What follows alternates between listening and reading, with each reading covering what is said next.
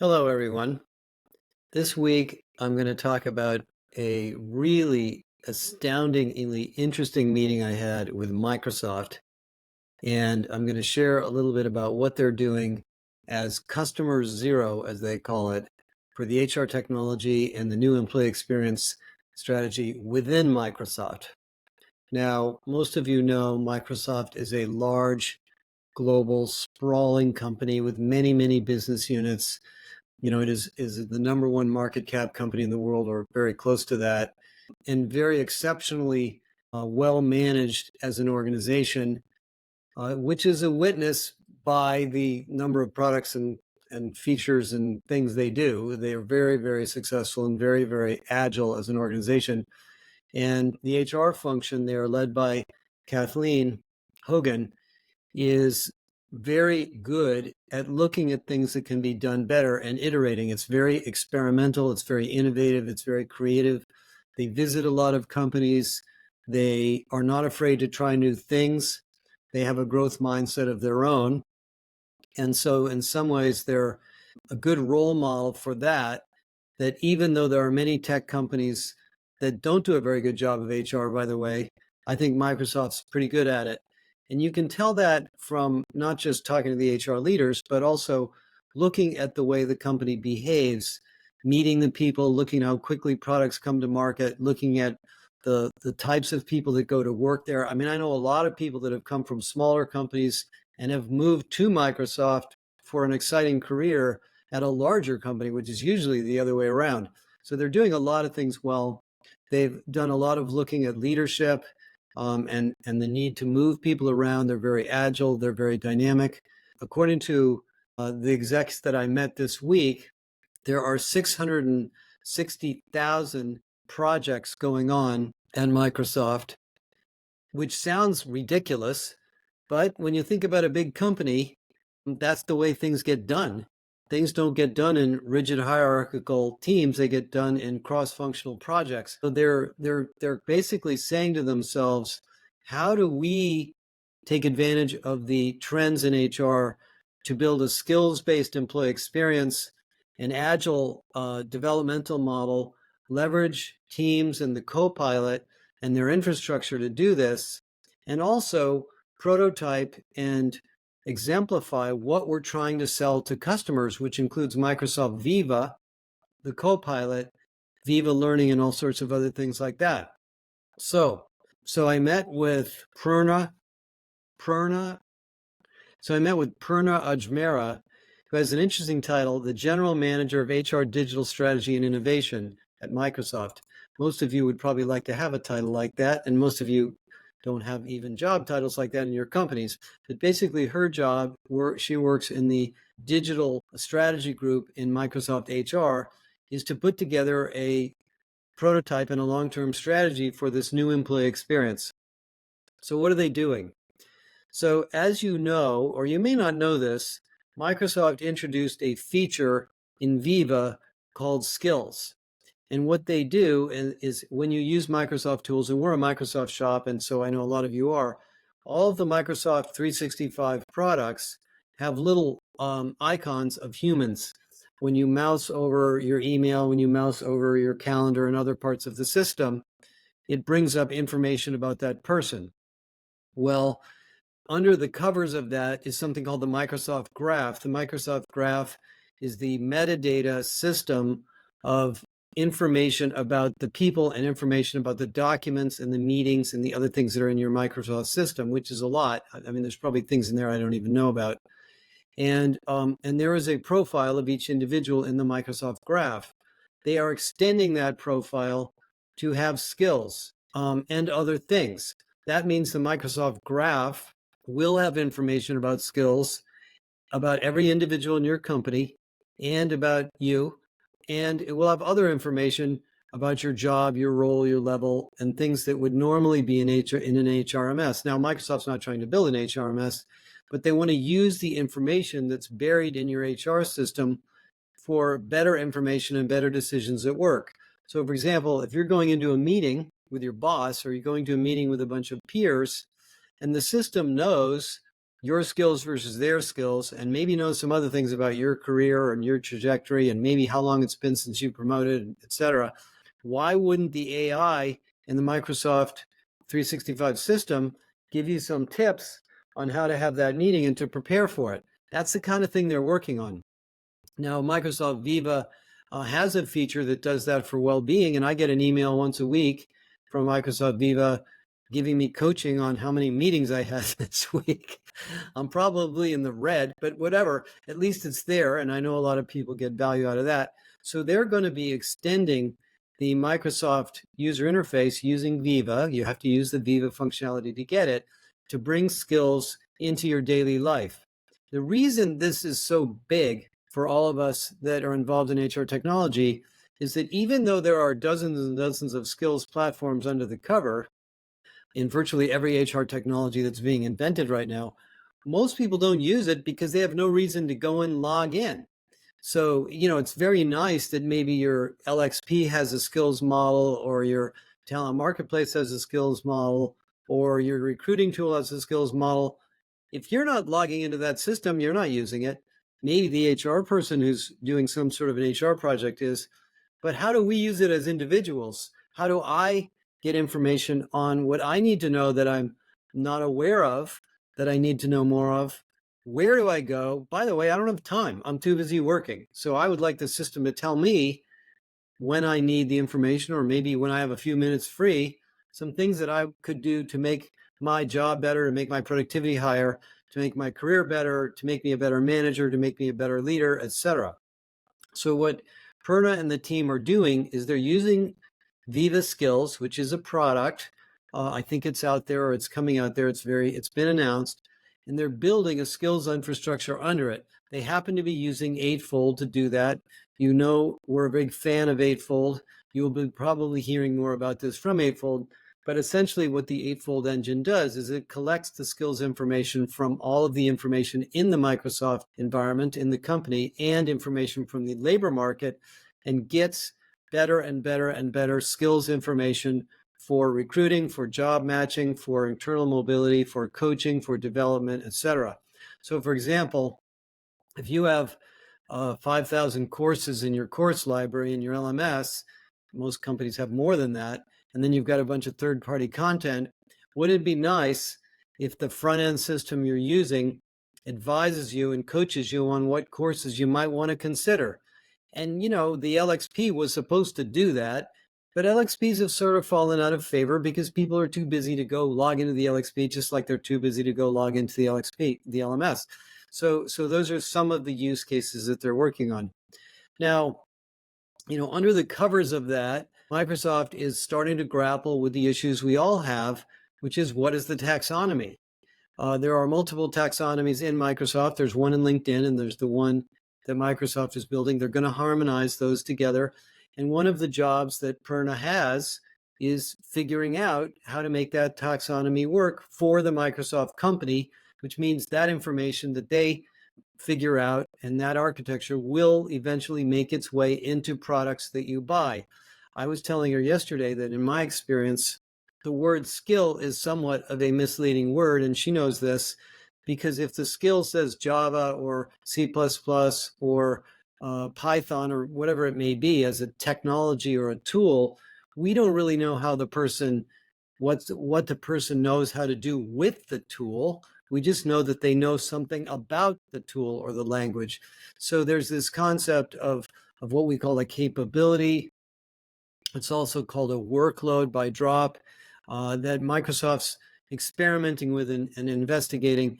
And I've also been talking to her about how they're going to assess leadership and other things. But they're just getting involved in this now. And the nice thing about Microsoft doing this is I'm sure they will share what they learn. I'm sure it will make its way into their products. And I'm sure they will also push the vendors they do business with to work a little harder on the things that Microsoft wants them to do. One of them, by the way, is SAP. SAP is one of SAP's largest customers is Microsoft. Microsoft may be one of the largest users of SuccessFactors. And we've done a whole bunch of case studies and sort of analysis of SuccessFactors at Microsoft, and is exceptionally well integrated. And they really run it as an enterprise-wide system with workflows and experiences designed into success factors as much as possible. They try not to drift away to too many third-party products, but there's many other the HR technology pieces in the Microsoft infrastructure. So anyway, that's what's going on there. But there's more. What about Galileo? What about the AI agents like the one we have, or the Copilot itself? Well, Microsoft is not stupid. They know what's going on out there with the Copilots. Their vision is that the Copilot will be your interface to many of these tools. Now, that doesn't mean that Microsoft's going to reverse engineer every HCM platform in the world and put it into the Copilot. No, they're going to do something different. They're going to release, and they are releasing, more of it's coming out next week, a series of development tools in the Copilot Studio to allow you to connect your product or your tool or your system or your content, for that matter, into the Microsoft Copilot so that your employees can get access to the information you need. Unfortunately, of course, they're not the only Copilot in the world. Our system Galileo, which we're announcing a whole bunch of things on Monday about, so stay tuned for that, will be a part of the orchestration system of the Copilot. The Copilot is not capable of knowing everything on the planet, and it certainly can't keep up with the vertical domain-specific Copilots like the one we're building, or Joule from SAP, or the Copilot that some other vendor builds. So the strategy within Microsoft is to work with vendors like us and others to build an interface so that the Microsoft Copilot can point you to and find information in these other Copilots. There was actually a demo last week of Microsoft integrating the ServiceNow agent called Now Assist into the Microsoft Copilot. The Now Assist agent is really good at IT service delivery and support tickets and knowledge management and things that typically we have in IT and support systems that ServiceNow does. So they built an interface into the Microsoft Copilot so that Microsoft users can get access to that. Just like Galileo will be exactly the same way. If you ask the Copilot a question about HR or any of the new things we're announcing next week, we'll have an interface for it where it'll go to Galileo, it'll get the answer, and we'll present a beautiful screen or a beautiful box of some kind so you can get that too. So this is another big thing that Microsoft's doing. And the reason that I think this is an interesting project worthy of the podcast is not only is it interesting from a technology standpoint and a product standpoint, but I really do think it's an example of what you're going to have to do in your company. Now, if you're a small company and you're not very technology oriented, you can wait until products are available. But for the most part, most of the AI related problems you can solve or solutions you can build have to do with your systems, your content, your training, your business practices, your combination of front-end user interfaces that you've given to your customers. And no two companies are really identical. So while the Microsoft project has some pretty heavy hitters on it, I mean, there's a lot of technology gurus working on it with them. I think what they're doing as customer zero for the skills-based organization implementation of AI within Microsoft is an example of what you have to do. I was on the phone just a few minutes ago with the CHRO of a very large hotel chain, and we were talking about a whole bunch of things, and then we were talking about AI, and she said, we need to build an AI strategy for HR. We really aren't really sure what it should be yet. She can wait to buy something when it comes along, but that's not a strategy. Because in some sense, AI is a fundamental technology like the internet and digital and HTML was too. There will be AI products and AI-enabled products over the next year or two that'll get better and better and better. But you have to get familiar with this technology and use it. And funny enough, I was on a panel with actually another one of the Microsoft execs at the conference the week before, and we were talking about that very issue, that the most valuable sort of interfaces that you put together for your employees in your company will be a combination of your vendor selections, and as I said, everybody's is different, and your ability to create an experience that works for your workers. If you're a hospital and people are running around in the nursing population, if you're a retailer, if you're a manufacturer, if you're a white collar company, if you have all sorts of remote people, if you have all sorts of people in the office, etc., you get to make the decision on how to do that. The other story I will be telling you about that's related to that is Dropbox. I had a fantastic call with Melanie, the CHRO of Dropbox, and I want to talk to you about their virtual first strategy, which is another example of you taking this seriously. But the Microsoft story is really an interesting one.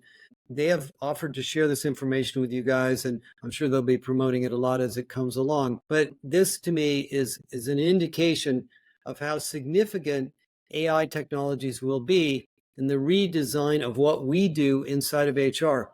One more thing is just a minor little plug for Galileo. So on Monday, we're going to announce a whole bunch of new things in Galileo. You'll hear about that pretty quick. But I will tell you what I've learned about AI is that it is, in some sense, smarter than you thought it was.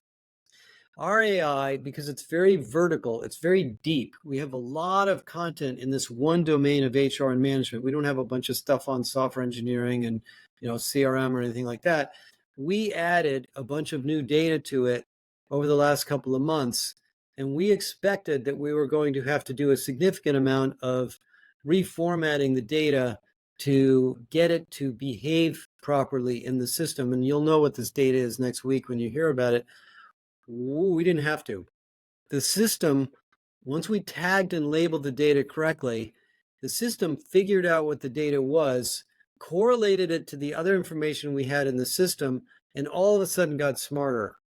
For example, if you go into Galileo and say, I'm the head of recruiting, or I'm a nursing manager, I need to hire 5 nurses and 3 supervisors, what should I be looking for relative to their skills? How should I be assessing them? Where should I be sourcing them from? What would you give me as advice on how to best hire them and hire people that will probably stay with our culture? It will literally tell you the skills of the nursing team, the likely cultural issues to address, the likely employee experience issues to address. It will produce a behavioral interview for you. I mean, we didn't tell it to build a behavioral interview tool. It just did that because it learned it from our case studies. And then it will give you examples of companies that have done this. And then you can read or listen to the stories. These AI systems are very powerful. I would also just sort of point out that the announcement by OpenAI and Google this week about the omni-channel AI that's coming out now, multi-channel voice and visual recognition, is going to be standard part of the system. So not only will the system be really good at generating text content and reading things, but you will be able to talk to it and it will be able to talk to you. And eventually you'll be able to just point the camera at things and it'll figure out what they are. I'm not going to spend a lot of time trying to figure out what that'll do relative to HR, but you can guess as well as I do that in the areas of call centers, employee support, training, education, leadership development, coaching, it's all going to be done by these AI platforms. So I just want to celebrate really what Microsoft's doing. I think it's a big investment on their part, by the way. They're spending a lot of time and money on this. But I think they're going to be a role model for us. They're going to learn a lot. We're going to learn a lot from them. Product groups are going to get smarter about the market that we're in. And it's an indication of the investment Microsoft is making in our domain. When I first started talking to Microsoft about this 7 or 8 years ago, and we did our first Chief Learning Officer forum up there, they weren't really sure what they were selling to HR. To be honest, it was video tools at the time. Look how far they've come. And I think one of the reasons that they understand the HR market so well is they have a deep respect for HR within the company. So that's a little bit of what's going on there, some things to think about. I will see 450 of you next week in LA. Those of you that aren't able to come, I hope you come next year. We'll be putting a lot of highlights together for you as the conference progresses. Irresistible is way, way, way down the track. All sorts of great things are happening, and stay tuned for more. Hope you guys have a good weekend, and I'll talk to you next week.